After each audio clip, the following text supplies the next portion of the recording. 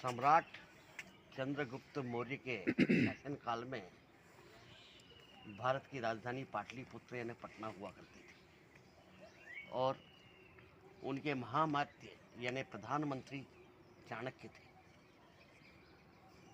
उस जमाने में किसी के घर में ताले नहीं लगाए जाते थे, क्योंकि प्रधानमंत्री और राजा यदि ईमानदार होते हैं तो प्रजा भी ईमानदार होती है। राजा नाम अनुवर्तन्ते यथा राजा तथा प्रजा। उस समय ये आर्यावर्त था और बांग्लादेश, काबुल, कंधार, वर्मा, पाकिस्तान, श्रीलंका, ये सब भारत के ही अंग हुआ करते थे। इतने बड़े साम्राज्य के प्रधानमंत्री चाणक्य गंगा किनारे एक कुटिया बना करके उसमें निवास किया करते थे। जब भारत की ऐसी प्रसिद्धि सब तरफ पूरी दुनिया में फैली, तब एक चीनी यात्री हेनसांग भारत की यात्रा करने के लिए आया और देखने के लिए आया कि वहाँ के राजा और प्रधानमंत्री किस प्रकार से राज्य शासन चलाते हैं, जो इस प्रकार से वहाँ की प्रजा खुश है और कोई किसी प्रकार की अनीति और चोरियाँ आदि नहीं होती है। तो वो पता लगाते लगाते पहुँचा कि उसे महामात्य प्रधानमंत्री चाणक्य से मिलना है। तो किसी ने बताया कि वो गंगा किनारे एक कुटिया बना करके रहते हैं। तो वो गया, वहाँ पे बहुत सारे लोग स्नान कर रहे थे और जा रहे थे।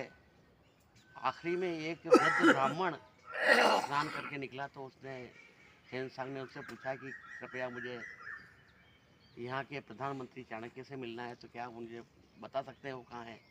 तो ने कहा हाँ बता दूंगा मैं, चलो मेरे पीछे पीछे आओ। तो वृद्ध ब्राह्मण के पीछे पीछे वह चीनी यात्री हेनसांग गया। पगडंडी पे चलते चलते बहुत दूर पहुँचे। तब उसने सोचा मन में कि ये कहीं मुझे मूर्ख तो नहीं बना रहा है। तब वो एक दूर झोपड़ी में उनको लेके गया और उससे कहा आप प्रतीक्षा करो, मैं अंदर जाके आता हूँ।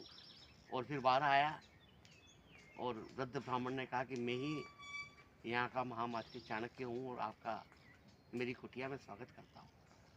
तब वो अंदर गया, उसने देखा तो उसके अंदर तो कुछ भी नहीं था। कुटिया में मात्र एक चटाई बिछाने की थी, एक तख्ती पे लिखने पढ़ने का सामान रखा था, एक डोरी थी जिसमें कपड़े सुखाए जाते थे, और ये नमक पीसने का, नमक मिर्ची पीसने का सिलबट्टा था और लकड़ी कंडे रखे हुए थे।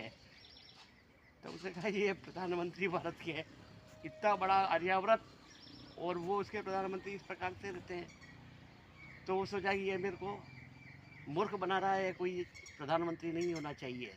इतने में चंद्रगुप्त मौर्य सैनिकों के सहित वहाँ आया और उसने कुटिया में आकर के और चाणक्य को साष्टांग दंडवत प्रणाम किया।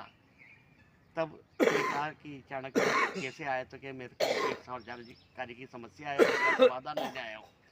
तो क्या उसके लिए आप शाम को आइए, मैं आपको आपके समस्या का समाधान दूंगा। और ये जो मेरे पास में बैठे हैं ये विदेशी हैं, यात्री हैं, हमारे देश के अतिथि हैं। इनको ले जाके राज्य की अतिथिशाला में ठहराओ, इनका स्वागत सत्कार करो और इनकी सभी व्यवस्थाएं पूरी करो। और जब शाम को आओ तो इसको मेरे साथ, आपके साथ मेरे पास में लेके आना।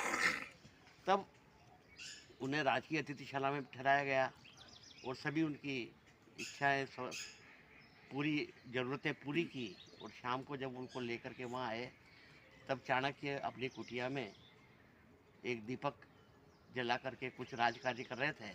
तब वो कुछ देर बैठे बैठे सभी प्रतीक्षा करते रहे। फिर चाणक्य ने उनकी तरफ मुखातिब होते हुए वो दीपक जो था वो बुझा दिया और दूसरा दीपक जलाया और कहा हाँ अब बताओ क्या बात है।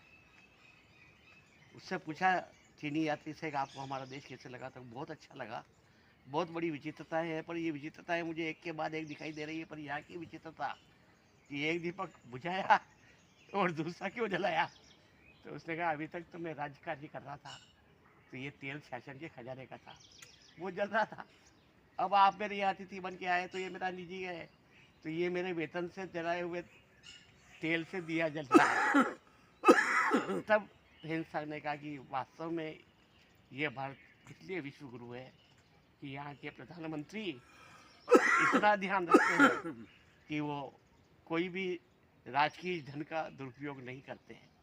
इस संदर्भ में और इस दृष्टांत से हमारे देश के प्रधानमंत्री को भी प्रेरणा लेना चाहिए कि वे राजकार्य में जो उनके कपड़े, उनके आवागमन का खर्चा, उनका आवास, रहन सहन, उससे उन्हें ये प्रेरणा लेना चाहिए चाणक्य से कि किस प्रकार से राज्य का एक भी तेल, एक भी पैसा उसका दुरुपयोग नहीं हो। जो भी कार्य किया जाए वो अपने निजी भय से किया जाए।